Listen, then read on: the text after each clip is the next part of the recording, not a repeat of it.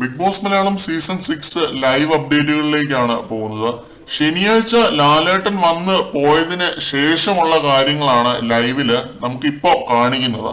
അപ്പൊ അതുകൊണ്ട് തന്നെ ജബ്രി കോംബോ കോൺഫ്ലിക്റ്റ് ആണ് ലൈവില് പ്രധാനമായിട്ടും കാണിക്കുന്നത്, ഫോക്കസ് ചെയ്ത.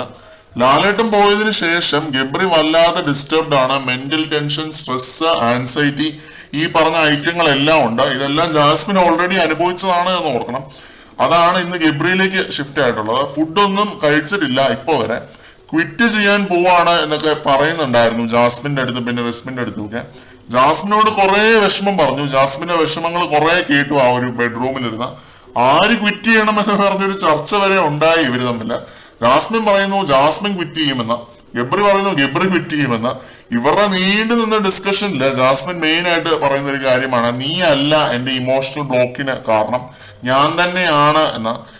ആരെന്തൊക്കെ പറഞ്ഞാലും എനിക്ക് നിന്നോടുള്ള സ്നേഹം കൂടുകയുള്ളൂ എന്ന് ജാസ്മിൻ പറയുന്നുണ്ട്. പിന്നീട് ഇവര് ലിവിംഗ് റൂമിൽ വെച്ച് ഹഗ് ചെയ്യുന്നൊക്കെയുണ്ട്, വീണ്ടും പഴയ പോലെ തന്നെ. പട്ടിയുടെ വാല് 12 കൊല്ലം കുഴലിലിട്ടാലും അത് നിവർന്നേ ഇരിക്കും എന്നതിന്റെ തെളിവാണ് ജബ്രി കോംബോ. ലാലേട്ടൻ എന്ത് നല്ലതായിട്ടാണ് ഇവർക്ക് നല്ല ബുദ്ധി പറഞ്ഞു കൊടുത്തത്. എനിക്ക് സ്വന്തം മക്കൾക്ക് പോലും പുള്ളി അതേപോലെ നല്ല ബുദ്ധി പറഞ്ഞു കൊടുത്തെന്ന് തോന്നുന്നില്ല കേട്ടോ. അല്ല, ജസ്റ്റ് കിഡിങ്. എന്നിട്ട് അത് വല്ലതും അനുസരിക്കുന്നുണ്ടോ ഇവര്? ഇല്ല, ഒരിക്കലും ഇല്ല.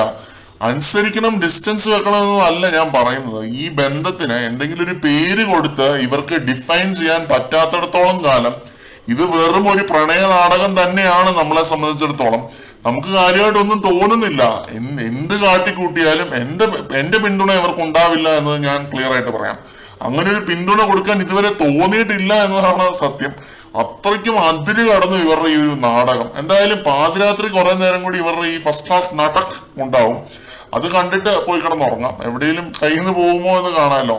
മറ്റൊരു അപ്ഡേറ്റുമായിട്ട് വീണ്ടും കാണാം.